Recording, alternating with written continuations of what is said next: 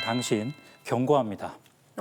고혈압, 고혈당, 고지혈증 혹시 포함되는 거 있나요, 태훈 씨? 왜 갑자기 저를 보시나? 다행히 저 없습니다. 예. 해당되는 거 다행이네요. 없어요. 예. 저도 없는데 근데 사례자분은 고혈압, 고지혈증 이 두 가지나 포함이 되어 있네요. 예, 맞습니다. 이게 사례자님 같은 분께서는 지금 보니까 조절을 잘 하고 계시는 것 같아서 참 다행으로 생각하는데요.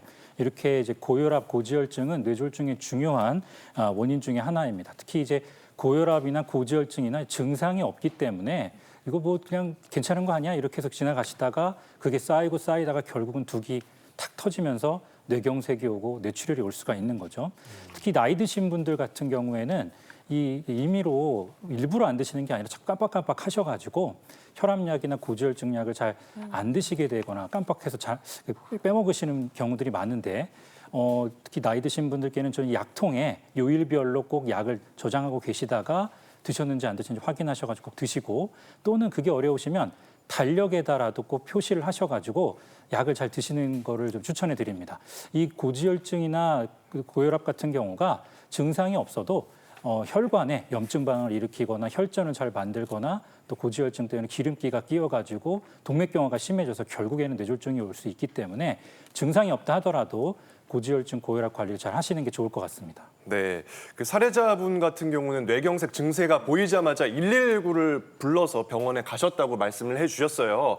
뇌졸중에도 골든타임이란 게 있을까요, 교수님? 네, 우리 사례자님 같은 경우 정말 잘하신 거고요. 네. 그래도 지금 뭐 119 분들이 고생하시는데 그래도 혹시 뇌졸중 증상이 있으시면 119 호출하셔가지고 빨리 병원에 가시는 게 제일 중요하고 사실 골든타임이다 하면은 뭐 4.5시간이다, 3시간이다 이렇게 얘기를 하지만 사실 골든타임이라는 건 정확하게 엄밀하게 얘기하면 없습니다.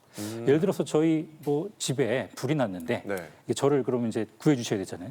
근데 이제 이거 송태진 선생은 한 4.5시간쯤 내에만 구하면 돼. 뭐 이렇게는 안 하시잖아요. 그러면 안 되죠. 빨리 가서 구해 주셔야 되지 않습니까? 네. 그런 의미로 사실상 골든타임이 딱히 없는 거고 원칙적으로는 이 병원에 오셨을 때 4.5시간 이내에 이제 혈전용해제, 정맥으로 맞는 혈전용해제나 뭐 6시간 또는 24시간까지도 혈관을 아까 보여주신 대로 정 교수님 보여주신 대로 뚫는 시술을 해볼 수는 있습니다. 그런데 오셨을 때 이제 사진도 찍어보고 피 검사도 해보고 뭐 혈전용해제가 부작용도 있을 수가 있기 때문에 확인을 하고 투여를 하거나 시술을 들어가야 되기 때문에 결론적으로는 가급적 병원에 빨리 오시는 게 제일 중요합니다. 네, 그러니까 이 뇌졸중으로 쓰러졌을 때 뭐 손을 따야 한다, 네. 물을 빨리 마시게 해야 한다 이런 말이 있지만 결국에는 일단 빨리 병원으로 가는 게 중요하겠네요. 그러니까 집에 불 났을 때처럼 머리에 불 나면 바로 그냥 치료를 해야 된다는 말씀이시죠? 네, 맞습니다. 사례자분 같은 경우는 병원에서 스텐트 시술 받으셨다고 했는데요. 이 스텐트 시술은 회수성 스텐트를 이용해서 막힌 부위의 혈전을 제거하는 겁니다. 그래서 사진을 한번 보시겠는데요. 이 사진은 좌측 중대뇌동맥에 혈전으로 인해서 급성 뇌경색이 온 92세 여자 환자의 뇌혈관 조영술 사진입니다. 환자도 마찬가지로 스텐트를 이용해서 혈전을 몸 밖으로 끄집어내는 시술을 받으셨는데요. 몸 밖으로 나오는 혈전을 좀 보실까요? 네. 네. 이렇게 조그만한 혈전이 우리 생명을 위협하고 있었던 혈관에 거죠. 있었던 거죠, 이게? 예, 맞습니다. 그래서 이런 혈전이 혈관을 오래 막으면 막을수록 뇌 손상은 가속화되기 때문에 가능한 한 빨리 119에 신고하는 게 우선적으로 이루어져야 하고요. 환자에게 뭐 물을 먹인다거나 다른 처치는 특별히 하실 필요가 없습니다. 그리고 환자를 안정시키고 의식이 만약에 떨어진 환자인 경우에는 119가 도착하기 전에 기도 확보하는 정도의 최소한의 조치만 하시면 될 것 같습니다. 네, 그 사례자분 같은 경우는 두 번째 뇌졸중을 경험하고 나서 왼쪽 팔다리에 마비 증상이 왔다라고 말씀을 해주셨어요. 이런 경우 재활은 어떻게 하면 되나요, 교수님? 사실은 뇌졸중이 오게 되면 재활도 안 되고 영구 손상이나 사망으로 이르게 된다라는 잘못된 오해가 있으신데요. 사실은 뇌에는 뇌 가소성이라는 게 있어서 적극적으로 재활 치료하면 1년, 3년, 5년 주기로 굉장히 드라마틱하게 좋아지시거든요. 그래서 최대한 빨리 병원에 와서 급성 치료 받으시고 적극적인 재활 치료를 하시면 반드시 좋아질 수 있다는 걸 꼭 기억하셨으면 좋겠습니다. 네, 적극적인 재활 치료가 중요할 텐데 그래도 사례자께서는 일단 2번이나 뇌경색을 경험하셔서 그런지 재발에 대한 걱정이 크신 것 같아요. 어떻게 관리하면 좋을까요, 교수님? 사실은 이제 2번이나 똑같은 일을 경험하셨기 때문에 식단이나 운동이나 그런 것들에서 좀 걱정이 되실 텐데요. 고혈압, 고지혈증이 있었기 때문에 식단 자체는 저염식이 그다음에 지방을 저지방 식이로 조금 바꿔주시면 조금 더 도움이 될 것 같고요. 그다음에 이제 두 번째로는 이렇게 날씨가 더울 때 그럼 과연 어떻게 운동을 해야 될까? 굉장히 심한 운동을 하시게 되면 탈수가 되면서 오히려 심장에 무리가 될 수 있습니다. 그래서 가벼운 산책 정도를 시원할 때 조금 이른 아침이라든지 조금 저녁 시간에 해주시면 굉장히 도움이 될 것 같고요. 특히나 아까 언덕을 올라갈 때 제세동기에서 탁 하는 소리가 났다라는 말씀을 하셨는데 네. 그거는 이제 부정맥이 심해졌거나 아니면 제세동기가 결국 심장 안에 삽입된 하나의 기계거든요. 기계 오작동 가능성이 있어서 이 제세동기가 심장을 규칙적으로 짜줘야 혈전이 덜 생기기 때문에 반드시 주치의 선생님 찾아가셔서 기계 상태도 한번 확인해 보셨으면 좋겠습니다. 네. 근데 저 또 질문이 오늘 좀 많아가지고 좀 죄송합니다. 예, 관심 분야여서. 예전에 제가 듣기로는 이 뇌졸중이 생겨서 특히 이 왼쪽 뇌에 뇌졸중이 생기면은 반대쪽인 오른쪽이 마비가 되고 오른쪽 뇌에 이제 문제가 생기면은 반대쪽인 왼쪽이 약간 마비가 온다. 이렇게 약간 대각선으로 이렇게 된다. 이런 얘기 좀 들어봤거든요. 맞아, 저도 들었어요. 그러니까 반대 부분에 마비가 온다는 얘기를 어디선가 들었던 것 같은데 이게 사실인가요, 교수님? 네, 맞습니다. 뇌졸중에 오시게 되면은 그 병변의 위치에 따라서 증상이 다양하게 나타날 수가 있습니다.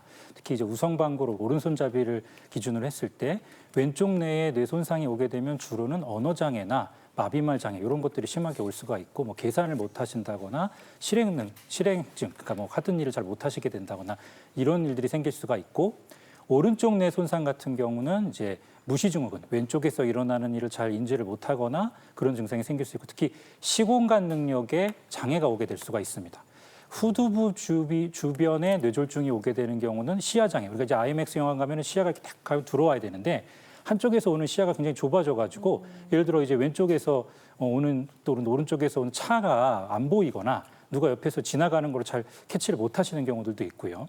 뇌관 부위에 뇌경색이나 뇌졸중이 오시게 되면은 갑작스럽게 겪어보지 못한 어지럼증이나 균형 장애나 삼킴 장애나 이런 것들도 생길 수가 있습니다. 자, 여름에 특히 조심해야 하는 뇌졸중에 대해서 알아보고 있습니다. 닥터의 경고로 경고장 받고 있는데 다음 경고장 받기 전에 시청자 여러분들께 들어온 궁금증이 있어서 질문 하나하나 살펴볼게요. 첫 번째 질문은 바로 이겁니다. 자, 저는 택시 운전기사인데요. 뇌출혈 수술한 지 2달이 좀 넘었고요. 처음부터 마비는 없었고 단지 기억력이 떨어져서 인지 치료를 받는 중인데 이런 경우에 운전을 해도 될지 아예 그만두고 쉬어야 할지 고민입니다. 라는 질문이 들어왔습니다. 정영구 교수님, 운전 어떤가요? 사실 제가 이렇게 말씀만 들어서는 운전이 가능하다 안 하다 말씀드리는 건 좀 무리가 있을 것 같고요. 사실 환자분의 정확한 장애 여부를 판단을 해서 운전 여부를 결정드리는 게 좋을 것 같습니다.